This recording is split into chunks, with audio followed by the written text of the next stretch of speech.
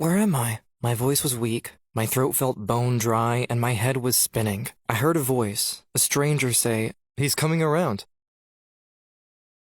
I felt terrible, confused, as if I was waking from a long nightmare. Opening my eyes was painful. The bright lights in the room hit my brain like bee stings. Everything was blurred at first. Then I began to focus. There was my mom and dad leaning over me. They were crying. I looked down to see my brother and my sister, each holding one of my hands.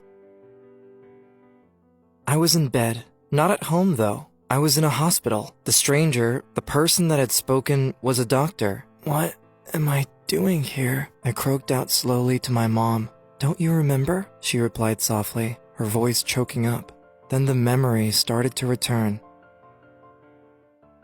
It all began on a family holiday we had taken back to our home country, Sri Lanka. I remembered meeting my relatives and having a wonderful time. We visited so many amazing places in that wonderful country. Amongst our many trips was a visit to a forest, in the depths of which was a beautiful waterfall. The colors were amazing. The deep blue of the water in the pool below the waterfall, contrasting against the lush greens of the forest. It was so tranquil, the only sounds being the tinkling of the water as it gently cascaded over the fall into the pool below, with the distant, strange calls of the many exotic wild birds coming from deep in the forest around us.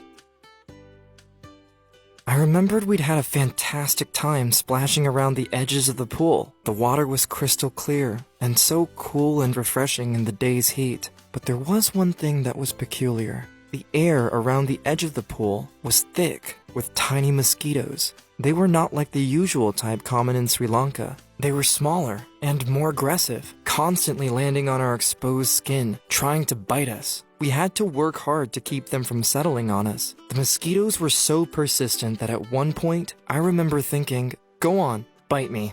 See if I care." I wanted to enjoy myself and not spend my brief time at the waterfall fighting off mosquitoes. But I was curious to find out what a bite from these little critters felt like. So I let them get on with it, while I enjoyed splashing around in the water. I remember that when they did start to bite me, it felt no different than when a normal mosquito bites, so I thought no more about it, and really enjoyed the rest of the day at the waterfall. By the time we left the waterfall and the forest, I was exhausted, but happy. The next day when I awoke, I felt awful. I knew as soon as my eyes opened, I was going to be sick. I ran to the toilet and only just made it. My head was spinning and ached like heck, and my whole body was shaking.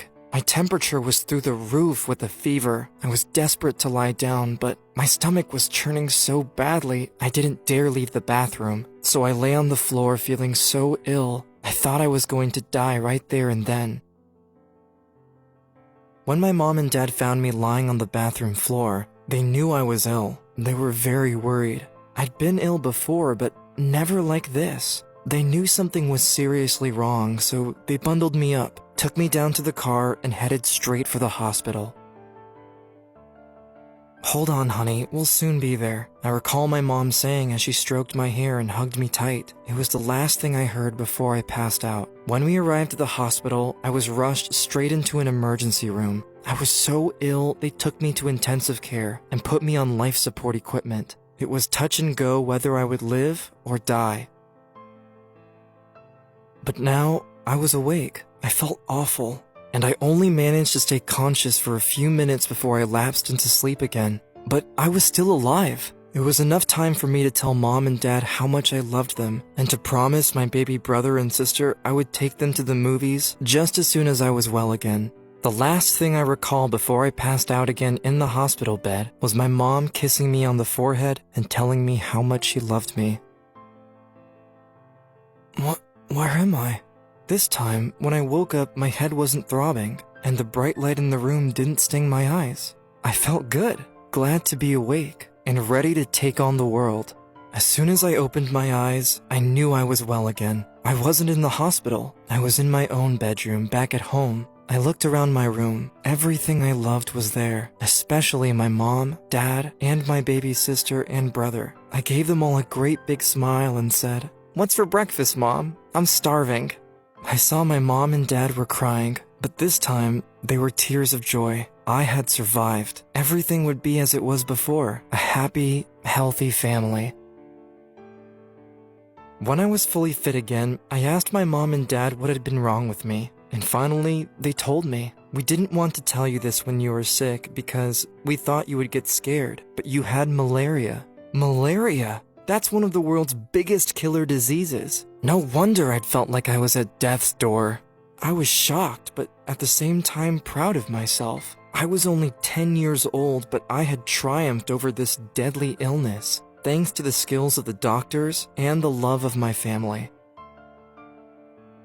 I knew I'd been very lucky. I could have easily died. When I think back to the day at the waterfall, I ask myself if I would do anything different. The answer is a resounding yes. I would do whatever I could to avoid being bitten by those pesky mosquitoes. I was dumb. I was curious to see what it felt like to be bitten by those little critters. Mosquitoes carry diseases, and I knew that. So I should have put my health ahead of my curiosity.